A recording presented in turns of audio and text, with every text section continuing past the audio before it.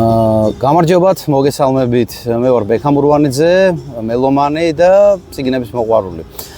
დღეს მინდა გავაგრძელოთ ხრობა კონკრეტულად Led Zeppelin-ის დამფუძნებელზე, Jimmy Page-ზე, რომლის სრული სახელი და გვარია James Patrick Page. დავიწყებ იქიდან, რომ 60-იანი წლების დასაწყისში, უბრალოდ 50-იანი წლების ბოლოს, კერძოდ 1958 წელს ინგლისი მოიცვა ფურორმა, გამომდინარე იქიდან, რომ მას ეწვია rhythm and blues-ის ისეთი ლეგენდა, როგორც იყო Muddy Waters-ი და ფაქტიურად მთელი ინგლისის ახალგაზრდობა, მოდი ესე ვთქვათ, ფეხზე იდგა, იმიტომ რომ მათ პირველად ნახეს თავიანთი ამერიკელი კუმირი და Muddy Waters-ი იყო ის მუსიკოსი, რომელმაც ფართო გზა გაუყვალა rhythm and blues.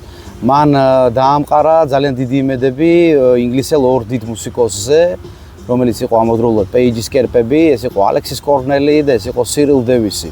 შემდეგ მოგვიანებით 1962 წელს ბლუზის ისეთი ლეგენდა, როგორც იყო Sonny Boy Williamson, რომელიც არა მარტო Led Zeppelin-ით, არამედ მთელი რიგი ჯგუფების, Eric Clapton-ის, Jimi Hendrix-ის, Fleetwood Mac-ის და ასე შემდეგ კუმირი გახდათ, ეწვია ლონდონს და იმ დროს ლონდონში ყველაზე ცნობილი სასესიო გიტარისტი გახდათ Jimmy Page და Yardbirds-ის პირველმა მენეჯერმა Giorgio Gomez-კიმ გადაწყვიტა, რომ Sonny Boy Williamson-ის და Jimmy Page-ის ერთობლივი შეხვედრა მოეწყოთ და ერთობლივი სესია გაემართათ და მიეღოთ მონაწილეობა ყოველწლიურ folk festival-ში, რომელიც ტარდებოდა Yorkshire-ში, ძალიან ცნობილ საგრაფოში. ორ სიტყვას ვიტყვი Sonny Boy Williamson-ზე, ეს გახდა ძალიან ცუდი რეპუტაციის მქონე ბლუზის ლეგენდა. მაგალითად, ცუდი რეპუტაცია გამოიხატებოდა იმაში, რომ მას შემდეგ რაც ის დააბინავეს ბირმინგემის ერთ-ერთ სასტუმროში, მან გადაწყვიტა, რომ ყავის სამოვარში მოეხარშა კურდღელი. რათა ესადილა, ამის შედეგად გაჩნდა ცეცხლი, რაც გადაედო სხვა სასტუმროებს და მოკლედ ერთი სიტყვით მან ინგლისში და არა მარტო ინგლისში, ამერიკის შეერთებულ შტატებში, საიდანაც ის იყო წარმოშობით, დაიმსახურა ძალიან ცუდი რეპუტაციას.